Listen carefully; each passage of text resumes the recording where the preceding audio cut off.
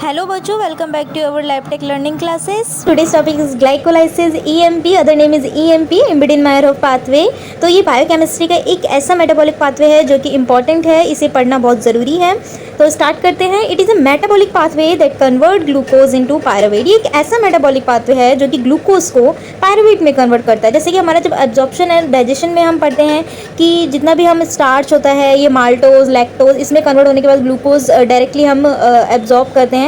तो ये ग्लूकोज जो है इसका भी तो मेटाबोलाइज होना बहुत ज़रूरी है ना। वो कैसे कैसे होता है? तो by this metabolic pathway glucose is observed by various metabolic reaction. सबसे पहले हम पढ़ते हैं glycolysis. Okay, the free energy release during this conversion is utilise for the synthesis of a high energy compound in the form of ATP and NADH। जिसमें से free energy release होती है वो ATP और NADH की form में release होती है। Glycolysis is sequence of a 10 enzyme catalyse reaction involve in several intermediates. Glycolysis एक ऐसा मेटाबॉलिक पाथवे है जिसमें 10 एंजाइम इन्वॉल्व होते हैं।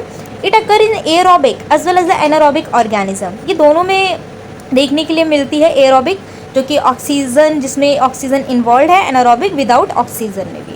ओके, बट द प्रोडक्ट जो हमारा बन रहा है वो दोनों में डिफरेंट होता है। एक में पायरुवेट बनता है तो एक में लैक्टेट बनता है। Okay, the enzyme involve are present in a cytosol. जो एंजाइम इन्वॉल्व होते हैं ग्लाइकोलाइसिस के पाथवे में वो कहाँ पे प्रेजेंट होते हैं? वो साइटोसोल में प्रेजेंट होते हैं। It is a major metabolic pathway for ATP synthesis in the tissue which are lacking mitochondria. ये एक ऐसा मेटाबॉलिक पाथवे है जो कि ATP का सिंथेसिस करता है जहाँ पर माइटोकॉन्ड्रिया अब्सेंस होता है, the lacking of mitochondria. Example के लिए RBC, cornea and lenses. The whole glycolytic pathway is divided into 2 phase.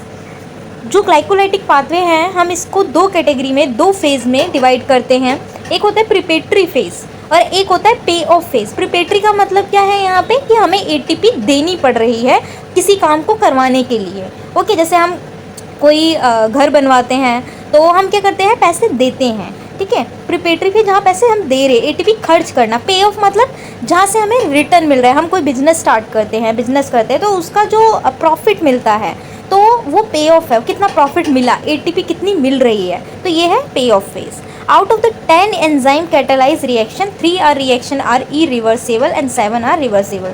जो 10 रिएक्शन है, टोटल 10 में से 3 तो रिएक्शन इरिवर्सिबल रिएक्शन है जो कि एक ही चीज़ में कन्वर्ट होगी, और जो 7 रिएक्शन है रिवर्सिबल है। ज़रूरी नहीं है कि वो एक से दूसरे प्रोडक्ट में भी अगर चेंज हो रही है तो वो B से A में भी कन्वर्ट होगी। अगर A से B है तो B से A में भी हो सकती है। इरिवर्सिबल का मतलब है A to B में कन्वर्ट होना।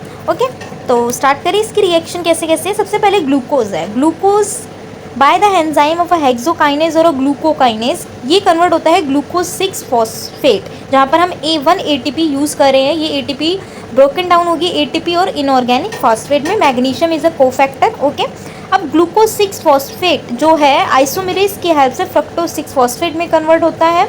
ये जो फर्स्ट रिएक्शन है हमारी इरिवर्सिबल रिएक्शन है। Okay, fructose 6 phosphate to fructose 1,6 bis phosphate फोस्फोफ्रक्टोकाइनेज की हेल्प से ये फ्रक्टोज 1,6 बिस फॉस्फेट में कन्वर्ट हुआ। ओके, ये भी हमारी दूसरी इरिवर्सिबल रिएक्शन हो गई।